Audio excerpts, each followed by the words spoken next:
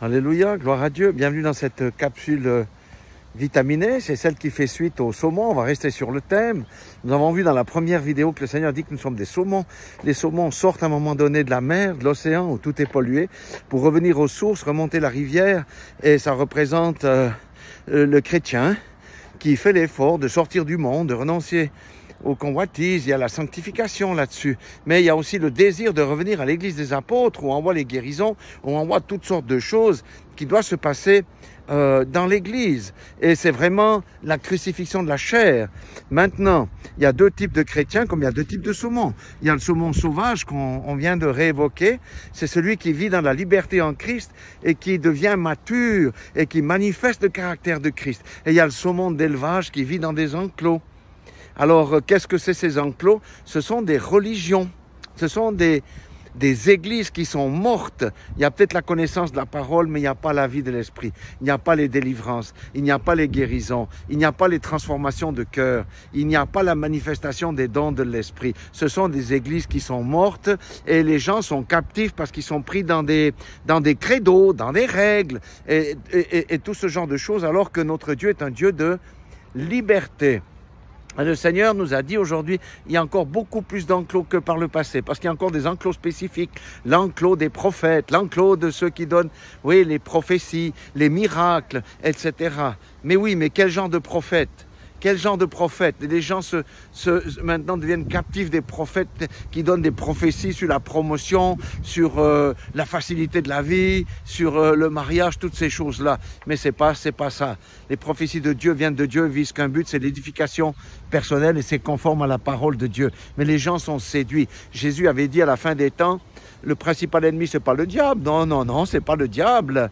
C'est la religion chrétienne pour le chrétien. Pourquoi? Parce qu'il y a tant de faux pasteurs, il y a tant de faux prophètes, de faux sacrificateurs, tout ce qu'on veut. Il y a peut-être plus de faux aujourd'hui, que là j'exagère peut-être un peu, mais il y a peut-être plus de faux aujourd'hui que de vrais. Alors les gens sont séduits parce que c'est la séduction. Nous sommes dans le siècle de la séduction. Et si quelqu'un ne veut pas être séduit et être un chrétien qui vit dans la liberté, le saumon sauvage, doit méditer la parole pour connaître le chemin et suivre le Saint-Esprit pour revenir à l'église primitive, là où on est acteur nous-mêmes des miracles, des guérisons et de telles choses.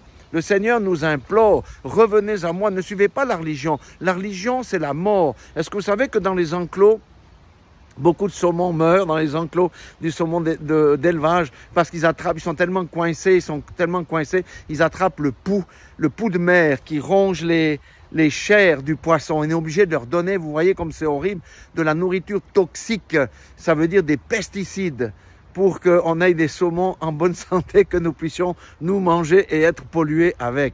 Non, je vous encourage, frères et sœurs, cherchez comme les chrétiens de Béret, vérifiez ce qu'on vous dit, cherchez Dieu et Dieu se laissera trouver. Ne cherchez pas les miracles, cherchez celui qui a la capacité de qui vient le miracle. Ne cherchez pas les prophéties, cherchez celui qui donne la prophétie qui vous correspond selon son bon plaisir, pas selon vos désirs charnels.